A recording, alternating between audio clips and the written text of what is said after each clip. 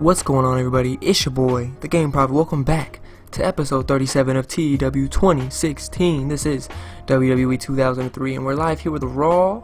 Got the show all booked out, but of course, as you guys know the drill, we're going to check out Heat. Canyon defeated Chief Morley. Molly Holly defeated Nydia. Ultimo Dragon won a triple threat match. Now on to Raw. This is the first show after Backlash, a successful pay-per-view, I'd say. So let's kick things off in the pre-show where we had Tommy Dreamer and Goldust defeat La Resistance. Now, I teamed up Tommy and Goldust because I had no plans for either of them. And the tag team division needs some more tag teams now that the Dudleys are injured and cannot hold the titles anymore. So we're testing this team out. Tommy Dreamer had a 68. Oh my goodness. Maybe he should go for the IC title instead. Goldust 56, and then La Resistance a little low there, but 51 rated for the pre-show, not bad. Jacqueline defeated Nydia, so I'm starting to integrate Nydia into these Raw women matches, get her refreshed with all the people, and she's a heel, so Jacqueline would refuse to lose to her. Kick off Monday Night Raw. Eric Bischoff announces the Dudleys have to vacate their tag titles because Devon Dudley is injured. So Bubba Ray just hanging high to dry. First match of the night, Intercontinental Championship Tournament match. If you guys aren't familiar with the tournament, here it is. So in this match, Lance Storm defeated Hurricane. So Storm will advance and face Crispin Wall in the semifinals. And then we also have Orton versus A-Train tonight. I know you guys are enjoying this tournament, as am I. So there is the update on that. There we go. So Lance Storm advances, 75 from Lance Storm. So him and Benoit should have a pretty decent match, but we'll see. I'm trying to get the rating on screen here, but there we go. That should be better. 55 rated. Bubba asked Spike Dudley to be his tag partner for tonight because Devon is out and Spike accepts. So 55 rated. Not the greatest.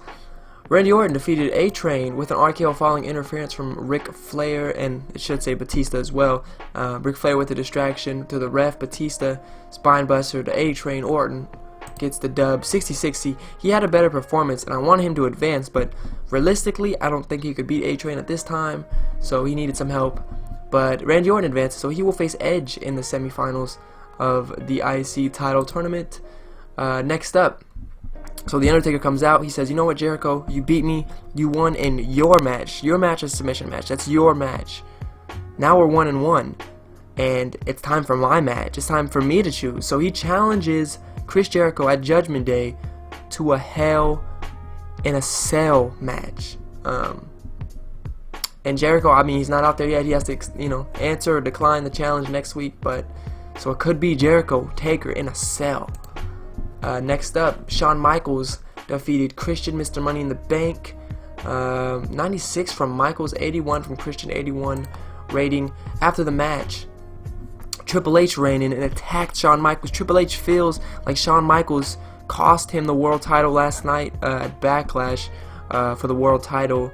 And that's the reason. Shawn Michaels is the reason why he's not world champ. So he came out, attacked Shawn Michaels. So it looks like Judgment Day will be getting Michaels and Triple H. Next up, Goldberg with a little squash match defeated Rico. 93 from Goldberg. See, that's what I like to see. I know it's 58 rated, but 93 from Goldberg. That's some good stuff. After the match, Rick Steiner actually floors Bill Goldberg with his belt, stands over him, posing with the world title.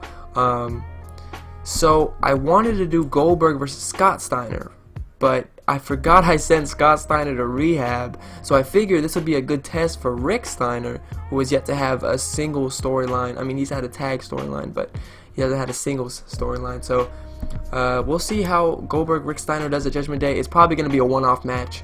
I think Goldberg can find a new challenger after that. Molly Holly defeated Victoria, 47 rated. This is not looking like a good show, by the way. Next up, Edge cut a promo on Randy Orton, says next week he will defeat him in the tournament. Next up, we have the tag titles. There was 4 teams in this, and Evolution actually won. Batista and Ric Flair become the Raw Tag Team Champions.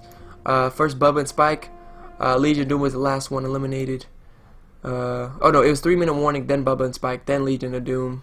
So Ric Flair and Batista are your new Raw Tag Team Champions. Spike Dudley, man, it must be Bubba Ray must have a curse or something. But Spike Dudley got injured, displaced Ole Crandon fracture, 71 rated match.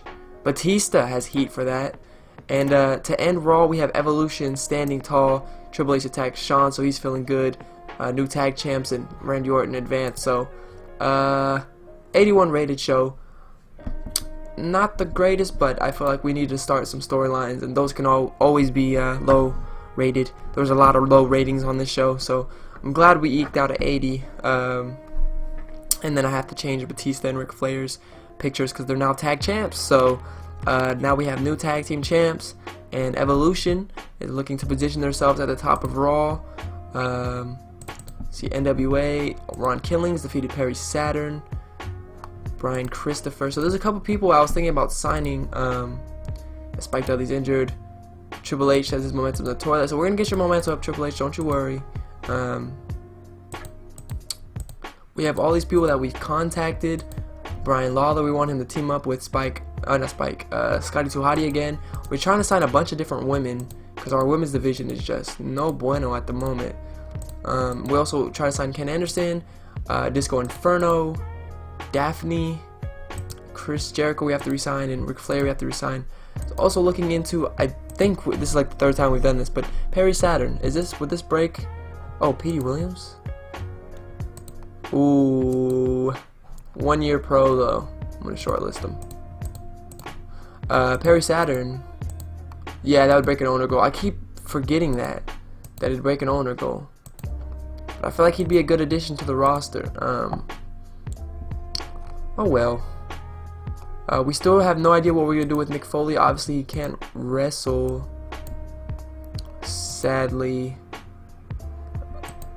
but he's got good pop, so we're gonna have to use that to our advantage. Bring him into some kind of personality, maybe even a manager. Who knows how he can be managing somebody? But he's got some popularity, so that's a good start. I also want to look quickly again at medical. So Bradshaw comes back in 6 days. Scotty 2 Hotty comes back in 6 days. I'm pretty hype actually. Scott Steiner 21 days. Maybe Scott Steiner will be Goldberg's next. He'll face Rick and then he'll face Scott. Little precursor to SummerSlam. Kevin Nash comes back in 6 days. What are we gonna do with Kevin Nash? Ooh, what are we gonna do with Kevin Nash? I don't know. I mean, obviously Triple H and Shawn Michaels are feuding right now. We can insert him in that. You know, have him pick sides, have him, you know, he doesn't know what to do. Man, Spike Dudley's out 32 days too. Jesus, Bubba Ray is just bad luck, I guess.